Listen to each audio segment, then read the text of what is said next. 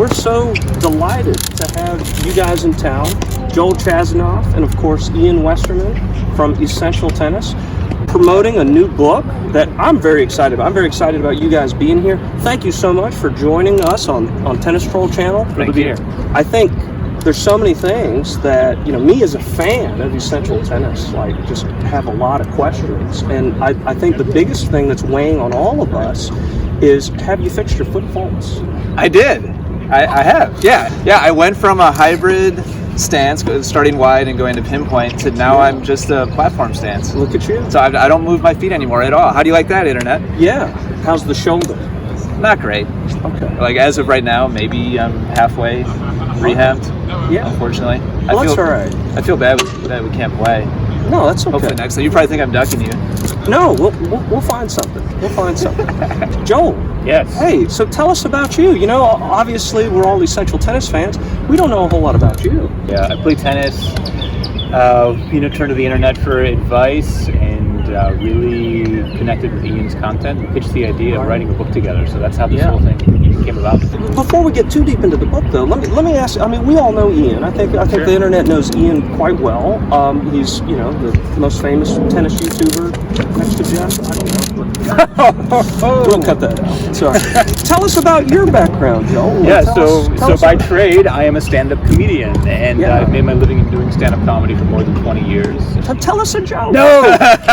Number one rule, never tell a joke off The stage, expectations go so high that that's must be exactly right, extremely yeah. funny, right? people are extremely disappointed when they meet comedians in real life, because no one expects Ian to show up and hit a forehand, but if you're a comedian, be funny now. Yeah, and so, look, some of these questions might be a little snarky, but Why are you warning us? I feel the need to, because I feel like I haven't met you in person yet, and I don't want to offend you. We just saw everything that happened with Will Smith and everything. Well, later in your book, you tell a story about one of your students, Dan, and you ask him to picture what him playing at maybe a 5-0 level is. I'm just going to read this because this is amazing. Sounds like your game. Here's what Dan saw. I crushed the ball. My forehand is a missile. It's like a haiku. My opponent can't even get a racket on it. Same with my backhand.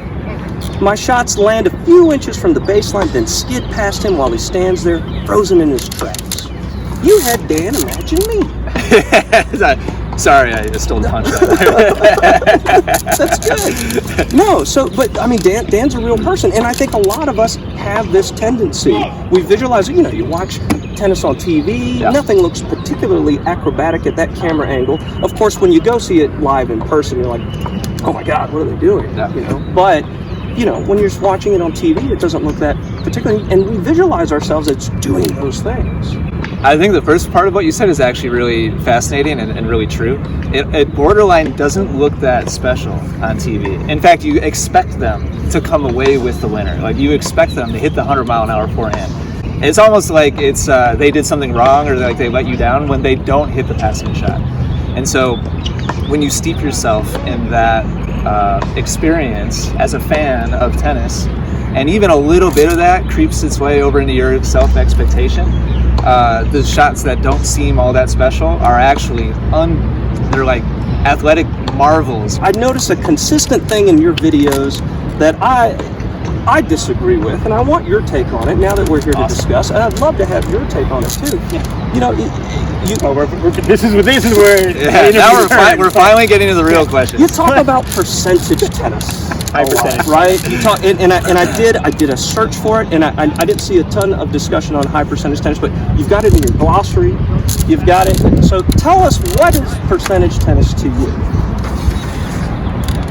Well, I think in terms of any given tennis shot, a ground stroke, a volley, a serve, just in terms of the shape of the court and the amount of space that the net takes up, and maybe your position on the court, certain shots are inherently more difficult to make consistently, and other ones are inherently easier.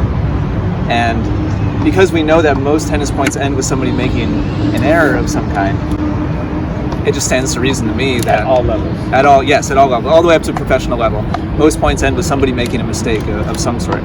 So if you find yourself being the player that is consistently attempting lower percentage shots, and your opponent is consistently attempting higher percentage shots, it's possible to win, but your precision level just has to be so much higher on that given day than theirs in order to do it. And sometimes it can work out, but over the long run, playing the percentages tends to have the best results. Okay.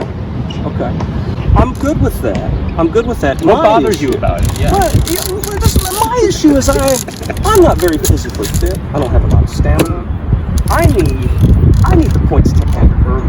I can understand that. See, the longer I'm in a point, my ability to win that point goes down substantially. And my ability to hang out in the match, deeper in the match, I need the points to end early. So if I'm taking a shot that I got a, 60% chance of that ball actually going in. But if it goes in, I got like a 90% chance of winning that point. And 100% chance of a break. I'm going to take that, right? Versus if I extend the point really, really long and wait for that shot, I worry that my stamina's going to go out. Sure. So I have a fitness issue. But I would still say that within your world, within your realm, there's such a thing as a higher percentage shot to help you win and a lower percentage shot. And maybe someone like Ian would sit with you and talk about, given who you are, given your fitness, here are the shots you should be looking to take to end points quickly. Yes. That's what I would think. That's what I want to know. As opposed to going down the line, we shouldn't be going down the line. No, you got all these drills, you got all this great advice. How do I get better at tennis, win more matches without putting in any more effort or doing any more exercise or eating any better? Where's your beer? You should start with that, I think. Yeah. Well, another thing to consider, Byron, is there is such thing as taking a very aggressive, confident swing at a very high percentage target. And I would encourage you to maybe think of kind of the marriage of the two concepts or ideas, as opposed to thinking either or, like high percentage or low percentage. You can hit a very strong, very aggressive shot to a geometrically speaking safe target. Yeah. And even if you don't maybe hit as many winners that way, at least you're in control of the point, and it can be kind of on your racket, which is ultimately what you're after. You just don't want to do a lot of scrambling and running around and like playing defense.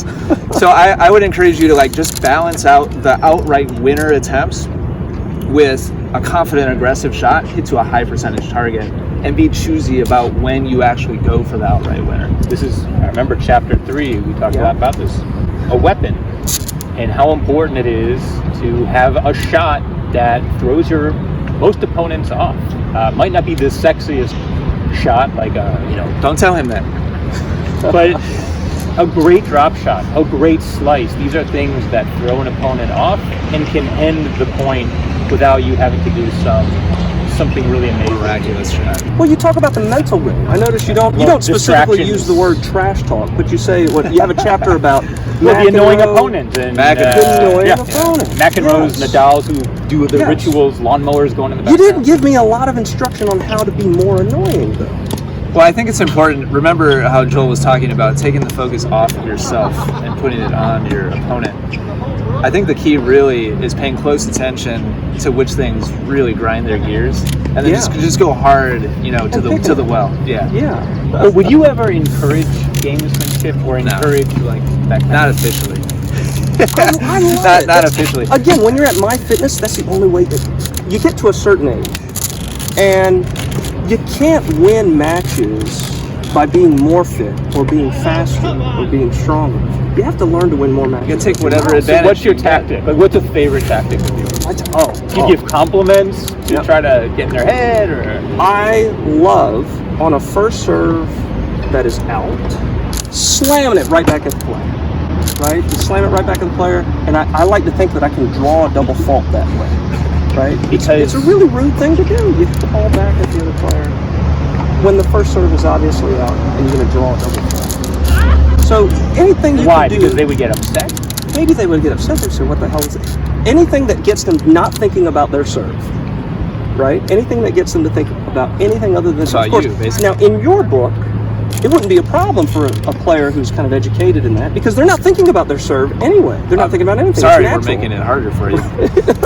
As a very competitive person myself, the rules of tennis, as per the rules, it says gamesmanship is, which basically means purposeful goading or poking, just to elicit an emotional, response.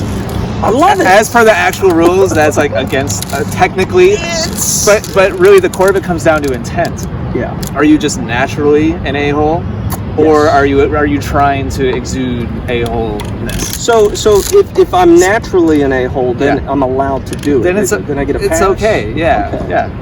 When you get to my age, I'm trying to. How find old ways are you? to You cope. keep talking like you're in your 80s, man. now? He's 36, I think. now, right? So, Wow, I wasn't that far off. Life Wow. crisis. I was curious about your partnership with Diadem. I had the greatest time. We went down for the Miami Open, and the Diadem headquarters is right there. I don't know if you've been to that facility yet. I haven't. They tell me I need to go down. Did you do the racket fitting I thing? didn't do the fitting. I saw it. We got the tour. Michael was a great host for us. They'll have you play with different rackets, and then they'll show you with real data what type of racket helps your forehand or gives you more speed or more spin or whatever it is, and then they will fine-tune a racket that matches your strokes. And it's great for like junior players. They were saying that they'll bring a lot of junior players in, the parents will come in and they'll custom design a racket, but that junior player, the teenager, whatever, is growing, gets stronger, needs to come back in for a recalibration as they get stronger. I thought it was fascinating. Yeah. I don't know if you had done the fitting yet or I haven't. We've talked about it, just haven't gotten around to doing it yet, Yeah. but I definitely plan on doing it. Well, thank you, Byron. What a delight. Yes, hey, thanks Thanks you for so doing much. what you do. No, I appreciate it. Thank you so much for coming and visiting Of course. Atlanta. I hope you guys enjoy your stay here, and thanks again.